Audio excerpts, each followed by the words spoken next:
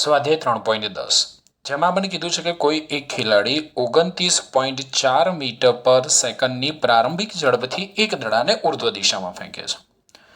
તો અહીંયા એક ખેલાડી છે. આ ખેલાડી એક દડાને 29.4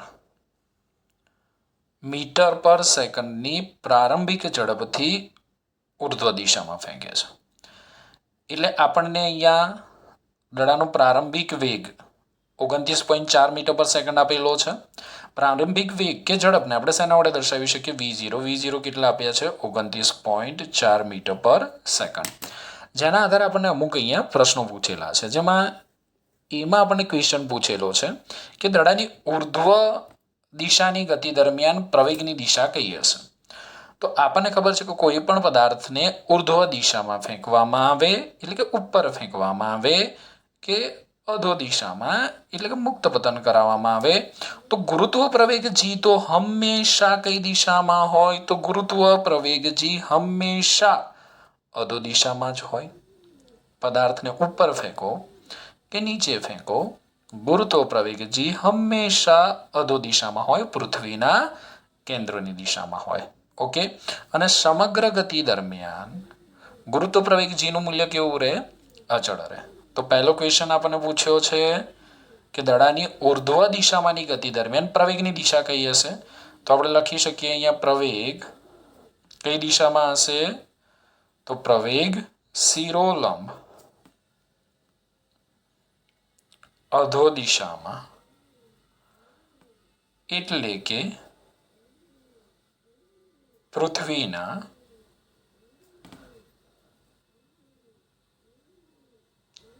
કેન્દ્ર તરફ હશે. ઓકે. ચલો સેકન્ડ, તેની ગતિના મહત્તમ ઊંચાઈવાળા બિંદુએ દડાનો વેગ અને પ્રવેગ કેટલો હશે? તો આ દડાને ઉર્ધ્વ દિશામાં ફેંકવામાં આવે તેમ એનો વેગ શું થાય? ઘટતો જાય, ઝડપ ઘટતી જાય. જ્યારે દડો મહત્તમ ઊંચાઈ પ્રાપ્ત કરે એચ મેક્સ ત્યારે દડો ક્ષણભર સ્થિર બનશે. એટલે એનો વેગ કેવો હશે? તો મહત્તમ ઊંચાઈવાળા બિંદુએ એનો વેગ તો કેવો હશે? 0. આપણને પૂછ્યું પ્રવેગ, તો પ્રવેગ તો અચળ જ હોય. પ્રવેગનું મૂલ્ય થશે એ બરાબર જી એટલે કે 9.8 મીટર પ્રતિ સેકન્ડ સ્ક્વેર. તો આપણે અહીંયા લખી શકું હું સિમ્પલ એચ મેક્સ મહત્તમ ઊંચાઈવાળા બિંદુએ વેગ કેવો? 0. અને પ્રવેગ કેવો થશે ભાઈ? પ્રવેગ થશે અચળ 9.8 મીટર પર સેકન્ડ સ્ક્વેર. ઓકે. ફરી ધ્યાન આપી લો. જવાબ આપણે આ રીતે લખીશું. મહત્તમ ઊંચાઈવાળા બિંદુએ વેગ 0, પ્રવેગ અચળ જી જેટલો 9.8 મીટર પર સેકન્ડ સ્ક્વેર. હવે સી પાર્ટમાં આપણને પૂછેલું છે કે દડાની મહત્તમ ઊંચાઈવાળા બિંદુએ રકમ દેખાતી નથી. ઓકે. દડાની મહત્તમ ઊંચાઈવાળા બિંદુએ સ્થાન x બરાબર 0 મીટર અને t બરાબર 0 સેકન્ડ તથા શિરોલંબ નીચે તરફની દિશાને x અક્ષની ધન દિશા તરીકે પસંદ કરો અને આ પસંદગીના સંદર્ભે દડાની ઉર્ધ્વ દિશાની ગતિ અને અધો દિશાની ગતિ માટે સ્થાન વેગ અને પ્રવેગના ચિહ્નો દર્શાવો. ઓકે. હવે જુઓ આપણને શું કીધું છે કે મહત્તમ ઊંચાઈવાળા બિંદુએ x બરાબર 0 લઈ લો. અહીંયા x બરાબર 0 અને t બરાબર 0 સેકન્ડ લઈ લો. અને શિરોલંબ નીચે તરફની જે દિશા છે એને આપણે ધન x તરીકે લેવાની છે. એટલે આ જે દિશા છે અહીંયા આપણે ઉગમ બિંદુ લઈ લઈએ તો ઉપરની દિશા જે છે એ ઋણ x થશે અને આ જે નીચેની દિશા છે હું આ જ આકૃતિમાં સમજાવી દઉં છું, નવી આકૃતિ નથી બનાવતો, એ ધન x થશે. તો આપણને કીધું કે દડાની ઉર્ધ્વ દિશાની ગતિ અને અધો દિશાની ગતિ માટે તો સૌથી પહેલા આપણે ઉર્ધ્વ ગતિ માટે વાત કરીએ.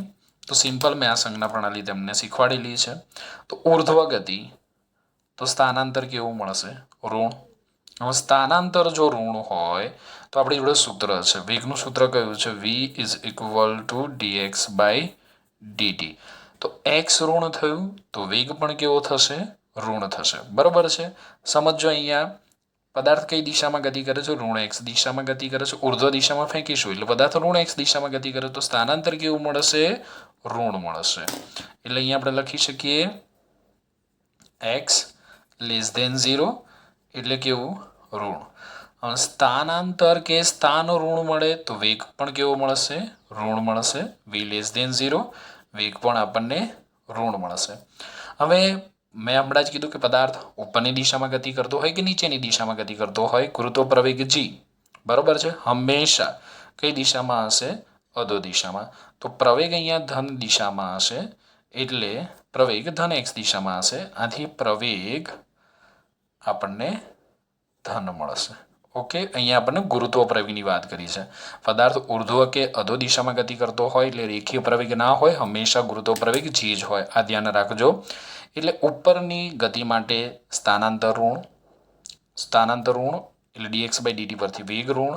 પ્રવેગ તો હંમેશા અધો દિશામાં જ હોય. હવે અધો દિશામાંની ગતિ માટે તો હવે અધો દિશામાંની ગતિ માટે તો અધો દિશામાં આપણે ધન એક્સ દિશા લીધી છે તો ભાઈ સ્થાનાંતર કેવું મળશે? આપણને ધન મળશે. તો એક્સ ગ્રેટર ધેન 0 ધન મળે બરાબર. એક્સ ધન તો વેગ પણ કેવો મળશે? ધન મળશે. અને પ્રવેગ તો અધો દિશામાં જશે એટલે પ્રવેગ પણ આપણને ધન મળશે. ઓકે, ચોપડીના જવાબ ખોટા હોઈ શકે, ચોપડીમાં ક્યાંક ભૂલ હોઈ શકે એટલે બહુ ચિંતા કરવાની નહીં. હવે આપણને શું કીધું છે? ડી ક્વેશ્ચનની અંદર આપણો સીનો આન્સર હતો. હવે આપણે ડીની અંદર જોઈએ. દડો કેટલી મહત્તમ ઊંચાઈએ પહોંચશે? તો મેં તમને એક સૂત્ર આપેલું છે. બહુ જ આપણે લાંબા ઇક્વેશનની અંદર નથી જતા, શોર્ટ સૂત્ર વાપરી દઈએ છીએ. કયું? H max is equal to v0² by 2g સૂત્ર વાપરી દઈએ. ઓકે, આ છતાં તમે પહેલા સમીકરણનો ઉપયોગ કરીને, કયા સમીકરણનો ઉપયોગ કરીને? અચળ પ્રવેગી ગતિના સમીકરણનો ઉપયોગ કરીને અથવા ઉર્ધ્વ ગતિ માટેના સમીકરણનો ઉપયોગ કરીને તમે જવાબ મેળવી શકો. પરંતુ H max is equal to v0² by 2g થી આપણને જવાબ મળી જશે. તો v0 કેટલા? 29.4 વર્ગ. 2g નથી આપેલા તો આપણે 9.8 લઈશું. ઓકે દોસ્તો, ગણતરી કરો કેટલી મળે છે? તો જવાબ કંઈક આવો મળશે 44.1 મીટર. ડાયરેક્ટ મેં સૂત્ર ઉપયોગ કરી દીધું. ઓકે, નહીં તો તમે કયું સૂત્ર વાપરી શકો? બોલો તો તમારી જોડે સમય નથી તો સમય વગરનું v² - v0² is equal two 2ad. એનાથી પણ તમને જવાબ મળી જશે. હવે આપણને શું કીધું? દડો કેટલી મહત્તમ ઊંચાઈ પહોંચે શોધી નાખ્યું અને કેટલા સમય બાદ ખેલાડીના હાથમાં પાછો આવશે. તો મેં એક તમને સૂત્ર આપ્યું છે. દડાને મહત્તમ ઊંચાઈ પ્રાપ્ત કરવા માટે લાગતો સમય યાદ છે તમને? Tm is equal two v0/g. હવે તમને પૂછ્યું છે કે કેટલા સમય બાદ ખેલાડીના હાથમાં આવશે. તો દડાને જેટલો સમય મહત્તમ ઊંચાઈ પ્રાપ્ત કરતા લાગે છે એટલો સમય મહત્તમ ઊંચાઈએથી જમીન પર આવતા લાગશે. તો આપણે અહીંયા કહી શકીએ કે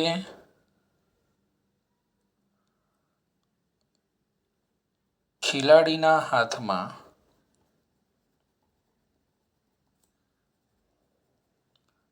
દડાને પાછો આવતા લાગતો કુલ સમય tt, મેં સૂત્ર આપેલું છે એ 2tm જેટલો હશે એટલે કે 2v0/g થશે. ઓકે, મેં સૂત્ર આપેલું છે, સૂત્રો ખાસ તૈયાર કરજો. તો 2v0 29.4 અને g 9.8. તો કેટલા મળશે આપણને? ગણતરી કરી જુઓ જરા. 29 2 એટલે 30 2 60 60 અને 9.8 6ની આજુબાજુ મળશે આપણને. 6 સેકન્ડ ગણતરી કરી જોજો દોસ્તો. અને આપણને ખાલી એવું પૂછવું હોત કે મહત્તમ ઊંચાઈ પ્રાપ્ત કરવા માટે કેટલો સમય લાગે તો આમાં આપણે કિંમત મૂકી દઈએ. v0/g 29.4 ભાગ્યા 9.8 આપણે કરે એટલે આપણને જવાબ મળી જાય 3 સેકન્ડ. તો દડાને ઉપર જતાં કેટલો સમય લાગે છે? 3 સેકન્ડ.